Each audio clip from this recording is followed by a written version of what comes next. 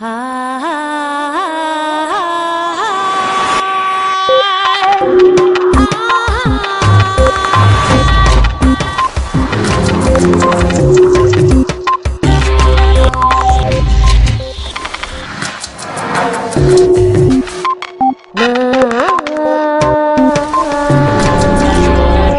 cerebro es un órgano construido para modificarse en respuesta a las experiencias.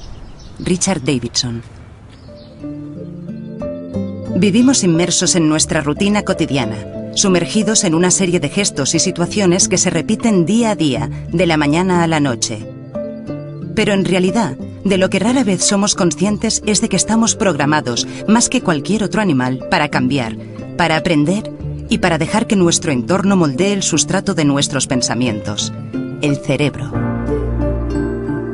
Si queremos mejorar nuestro comportamiento con los demás y con nuestro entorno natural, habrá que trabajar en ello desde los primeros años, como hacemos para aprender a hablar o a tocar un instrumento.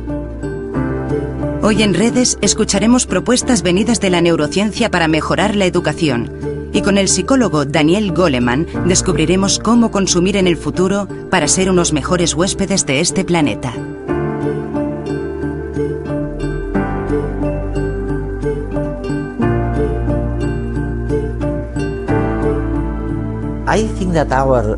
Creo que nuestros telespectadores nos agradecerían que les resumamos lo que esperamos de la inteligencia social y emocional aplicada a las escuelas, a los niños, a la infancia, en pocas palabras. ¿Qué significa, en unas pocas palabras? ¿Cuál es la verdadera revolución de este cambio?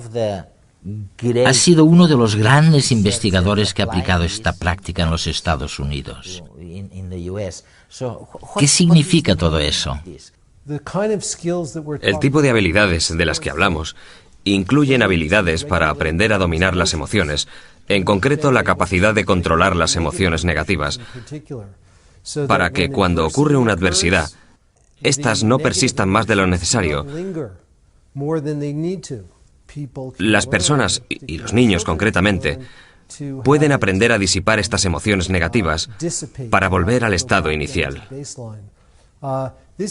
Es algo muy importante, porque cuando las emociones perturbadoras se producen en la mente, interfieren con la capacidad de aprender de los niños.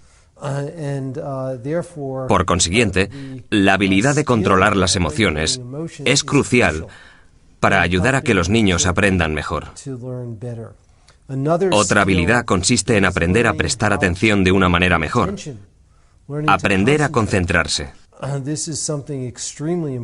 Lo más importante que hemos aprendido sobre el cerebro en la última década es que es el órgano que está construido para cambiar como respuesta a la experiencia. Es el responsable del aprendizaje. Y sabemos que el cerebro, especialmente al principio de nuestra vida, es mucho más susceptible a cualquier influencia de lo que será más tarde. De modo que realmente lo que está sugiriendo es que podemos gestionar las emociones. Otra cosa importante sería aceptar que realmente nuestro cerebro puede cambiar, puede aprender. Y esto es difícil, porque normalmente para aprender tienes que estar dispuesto a cambiar de opinión. Y las personas no aceptan fácilmente cambiar de opinión. Bueno, una de las consideraciones importantes es que el cerebro siempre está cambiando. Tanto si nos gusta como si no. Tanto si pretendemos que cambie como si no. A todos nos influye el entorno, la cultura, el contexto en el que residimos, el tipo de educación que recibimos. Nuestra biología también. Y nuestra biología. Todas esas cosas nos influyen. Pero el cerebro está cambiando constantemente. Y lo que este trabajo sugiere es que podemos responsabilizarnos más de nuestro propio cerebro. Y podemos desarrollar condiciones más positivas que permitirán que cambie de maneras que resulten más beneficiosas.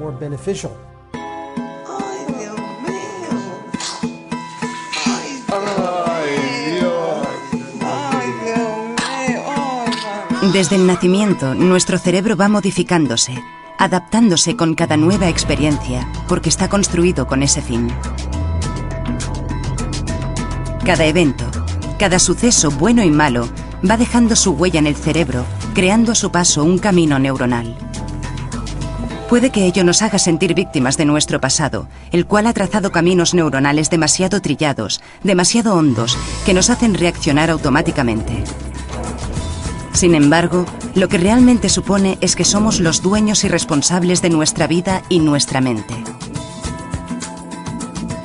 Dado que la mente es maleable y la plasticidad cerebral algo aceptado y demostrado, por la misma razón, cualquier cambio en la conducta afectará a nuestro cerebro, modificando su función y, por último, su estructura. Si optamos conscientemente por promover cambios positivos en nuestro cerebro, cultivando hábitos sociales y emocionales apropiados en nosotros y en nuestros hijos, podremos aprender a regular mejor nuestras emociones. Lo que significa no permanecer en las emociones negativas más allá de lo que es sano y saludable, y fomentar las positivas, como la empatía, la compasión y la cooperación. Cualidades que, si antes eran entendidas como dones personales, ahora, según esta perspectiva, pueden verse como habilidades adquiribles por todo el mundo con el entrenamiento adecuado. ¿Habéis podido evaluar o examinar alguna de estas experiencias educativas, algunas de estas reformas? Hemos trabajado en el laboratorio analizando tipos de intervenciones muy específicas que se pueden diseñar. Por ejemplo, para aumentar la cooperación y la compasión y el altruismo. Y luego hemos estudiado la manera en la que esto cambia el cerebro durante la adolescencia. Y resulta que con solamente 2 semanas de entrenamiento... 2 semanas. 2 semanas en la que se practica 30 minutos al día.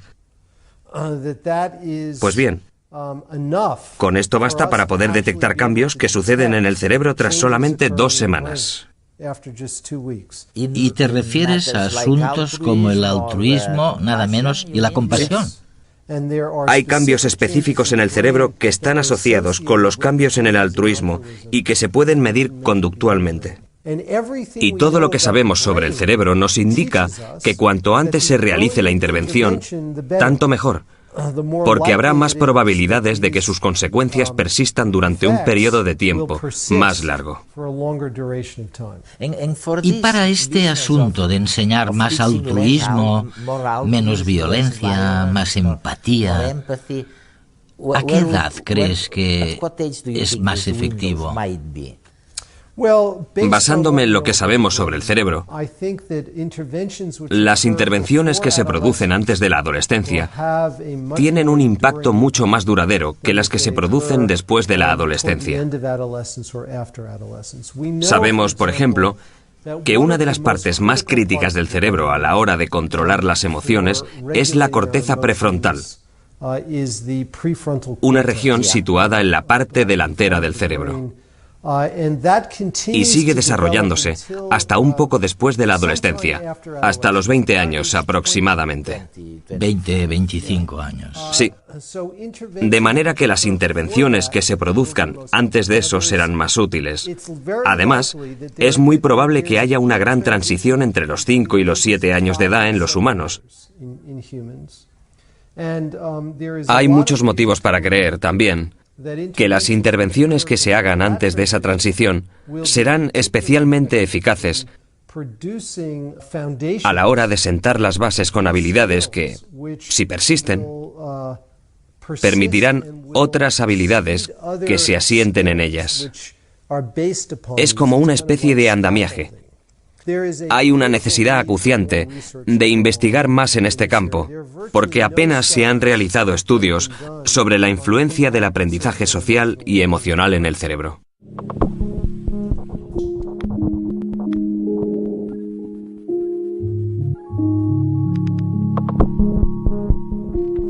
En muchos países asiáticos tenemos un proverbio que dice: el espíritu de cuando tenemos 3 años vive con nosotros hasta que cumplimos los 100.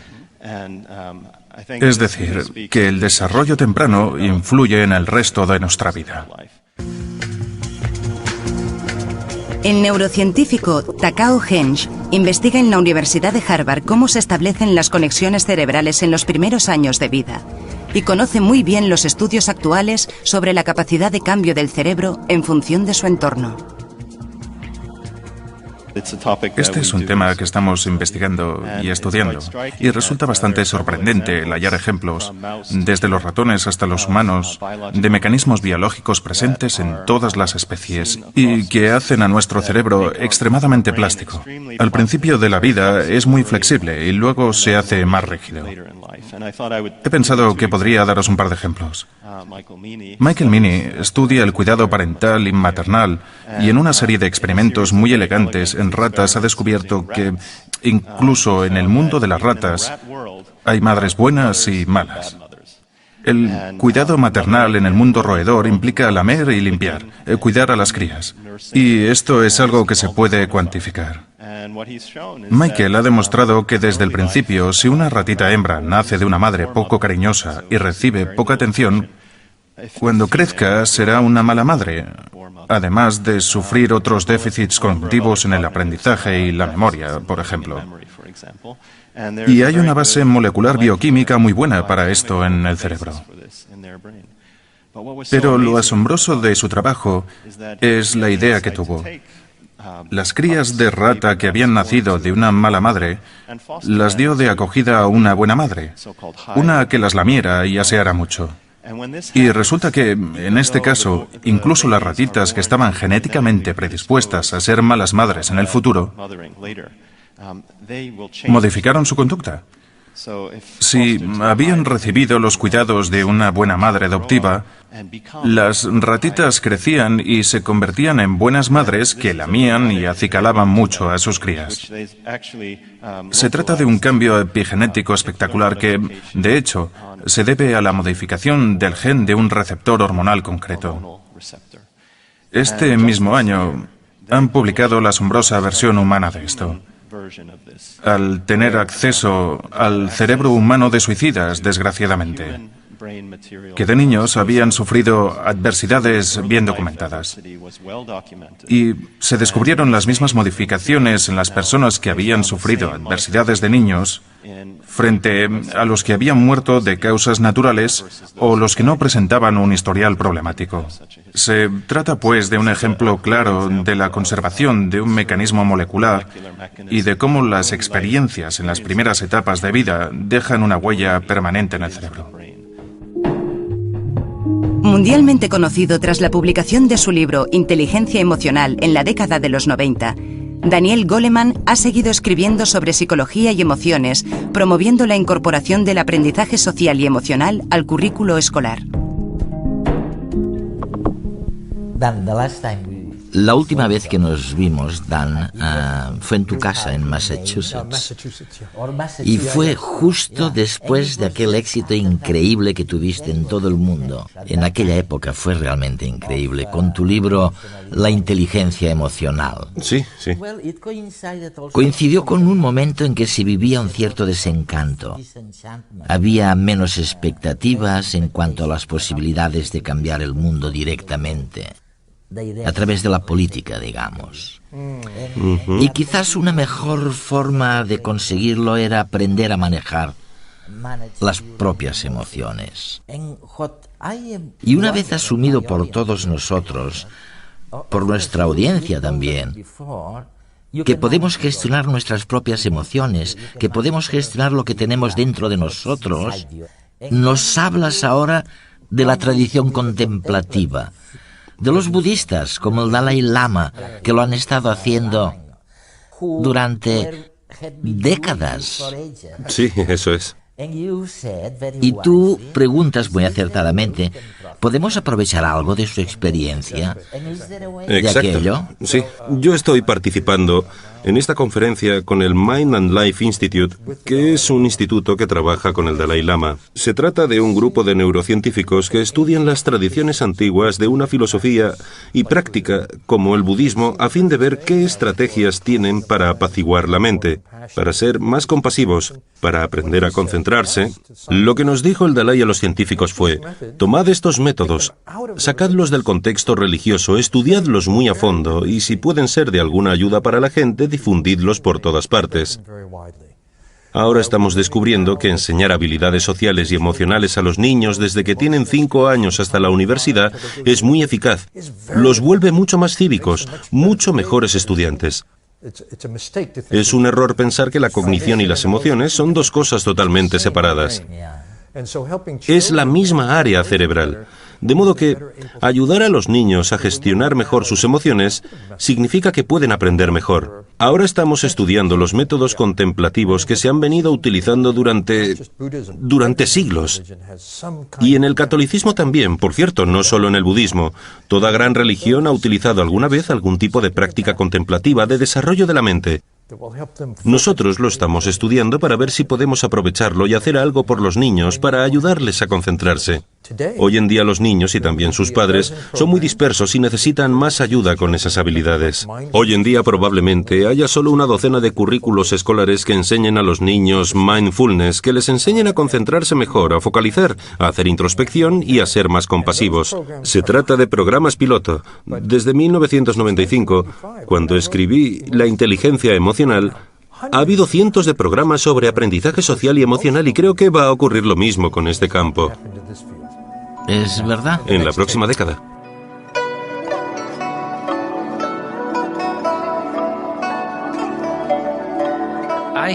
Una y otra vez se nos dice que la noción de entrenamiento mental, de práctica mental, de cultivar las cualidades humanas, a veces no es siquiera políticamente correcta. Y eso es sorprendente. No nos importa dedicar 15 años a la educación, si tenemos acceso a ella, o a la formación profesional. Nadie espera montar en bicicleta o jugar al ajedrez o tocar el piano sin un mínimo de disciplina y práctica. Sin embargo, a la que hablamos de entrenamiento mental lo equiparamos al lavado de cerebro. Es muy extraño. ¿Qué es la libertad? ¿Acaso no es la sensación de tener cierto control sobre la propia vida? De modo que el control sobre nuestra vida es casi equivalente a la libertad. Control no significa restricción. El entrenamiento mental no es más que poseer cierto control sobre la propia mente. Tu mente puede ser tu mejor amigo o tu peor enemigo. Y la idea de que todo lo demás en la vida llega con esfuerzo, con una exposición continua, y que la única cosa que se perfeccionará por sí sola es el amor y la amabilidad, la compasión, la apertura de miras, la libertad interior, simplemente porque así lo deseamos, me parece una tontería colosal. No funciona así. Curiosamente, en lo referente a las emociones primarias y destructivas, es interesante constatar que no necesitamos un propulsor de la ira, un amplificador de los celos o un repetidor de la codicia. Pero sí parece que necesitamos cultivar en cierta manera la compasión y el altruismo sobre la base de la razón, de la comprensión. Y tenemos el potencial para ello. Todos lo tenemos. Del mismo modo que cualquiera tiene el potencial de correr un maratón. Pero si no entrena, no lo conseguirá. Básicamente, la idea es utilizar el potencial para conseguir una habilidad óptima. Por eso, el entrenamiento mental se podría llamar, para aquellos a quienes no les gusta esa expresión, gimnasia para la compasión. O qué sé yo, cultivar las cualidades humanas básicas.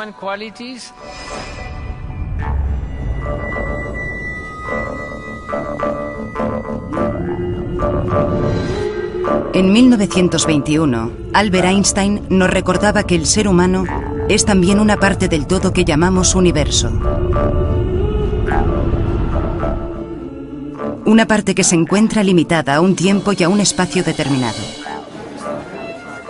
Es decir, que nacemos en un momento determinado y morimos en otro. Lo que ocurre en medio es a lo que llamamos vida, y que nacemos en un lugar preciso que determinará lo que será nuestra historia personal. Dice que el hombre se experimenta a sí mismo, a sus pensamientos y a sus sentimientos, como si él fuera algo separado del resto del mundo, separado de los demás. Es como si su conciencia le hubiera hecho la jugarreta de crear una ilusión óptica de sí mismo y viviera inmersa en ella. Esa ilusión al final se acaba convirtiendo en algo así como una prisión, ya que nos restringe a la hora de entender el mundo que nos rodea y desenvolvernos en él. Nos limita a que vivamos solo unos pocos deseos personales que en gran medida dependen del entorno y la época en que nacimos, olvidando que podemos dar cabida en nuestra mente a otras muchas posibilidades.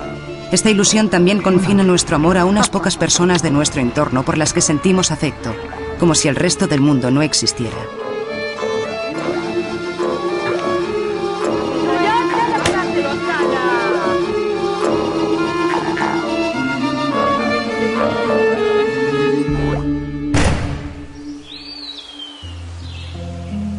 Por eso, Albert Einstein nos decía que el ser humano debería ampliar su círculo de compasión y afecto, hasta abarcar a todas las criaturas vivas y, por ende, a la naturaleza en su esplendor.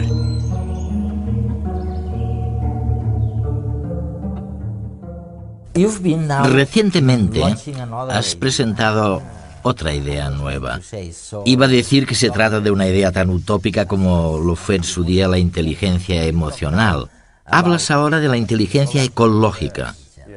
Es fantástico porque una de las cosas que se aprenden leyendo tu maravilloso libro, estoy seguro de que también va a convertirse en un bestseller mundial, es cuando dices que el cerebro no sabe nada del mundo moderno. Es así como empiezas. Y es verdad que cuando el maquillador nos iba a poner la crema en la cara,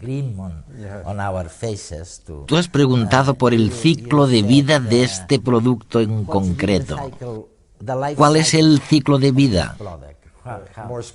Lo que quería saber concretamente es qué sustancias químicas se han utilizado para hacer la crema.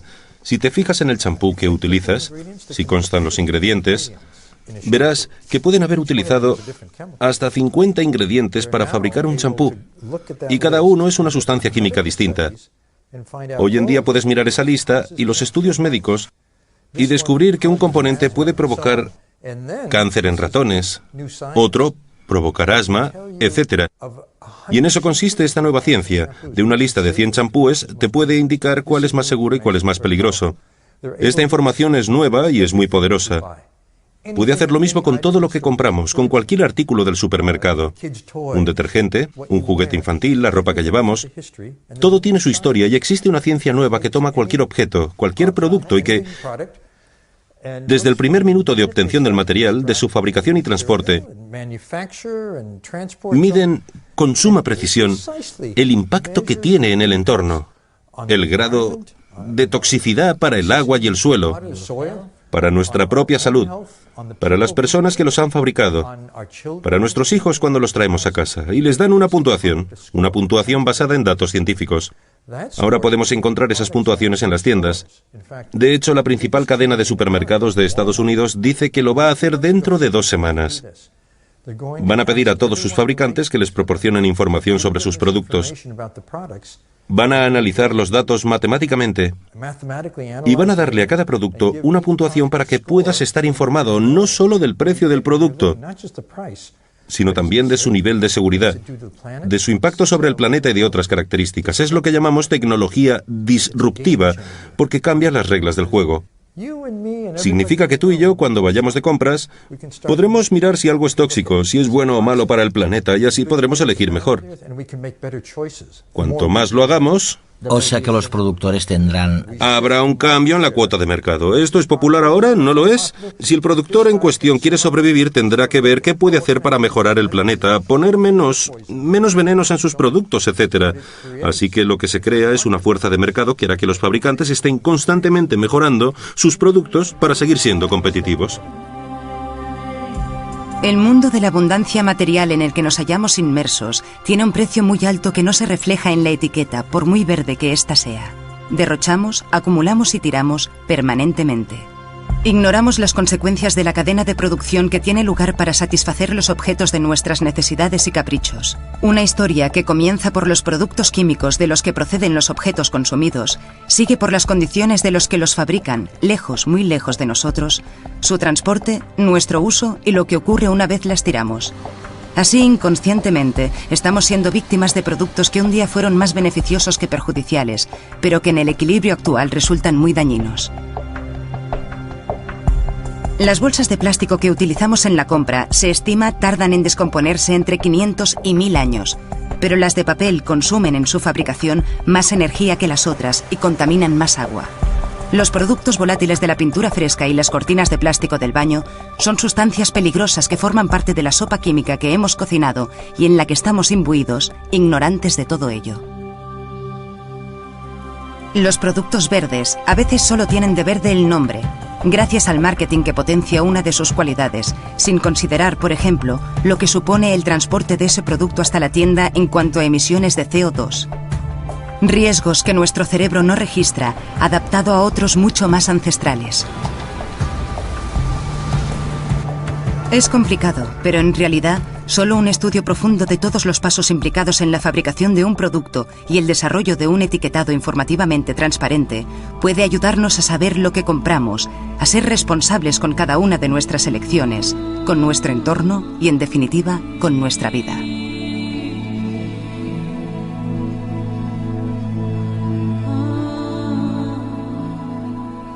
¿Cuántos años hace que publicaste La inteligencia emocional? En 1995. En 1995, o sea, 15 años. Recuerdo que después de leer tu libro, me pregunté cómo podía ser que nunca me hubiese planteado esas cosas. Y ahora que te oigo hablar de inteligencia ecológica... Sí, parece obvio, ¿eh? Parece evidente, ¿no? Sí, no nos habíamos dado cuenta. Ahora está ocurriendo y van a cambiar las cosas. Si conoces a algún fabricante o minorista, deberían tener en cuenta todo esto porque va a cambiar drásticamente la forma de funcionar el mercado. Y si quieren sobrevivir tendrán que adelantarse a todos estos cambios. Lo que resulta más fabuloso de todo eso es que no es culpa de las multinacionales, ni siquiera de los gobiernos. Es nuestra ignorancia. Eso es nuestra ignorancia, pero también el que la ciencia no estuviera ahí. Todo lo que utilizamos hoy en día, la forma de fabricar, las sustancias químicas que utilizamos, todo eso se desarrolló en una época en que no conocíamos sus efectos. Ahora tenemos una nueva ciencia, una nueva lupa que enfoca los productos y nos dice con gran precisión cuáles son sus efectos. Pero además es una inmensa oportunidad empresarial. Tenemos que reinventarlo todo, tenemos que replanteárnoslo todo para reducir el impacto negativo sobre el planeta y sobre nosotros mismos. La religión indígena de los japoneses, el sintoísmo, respeta la naturaleza y los árboles.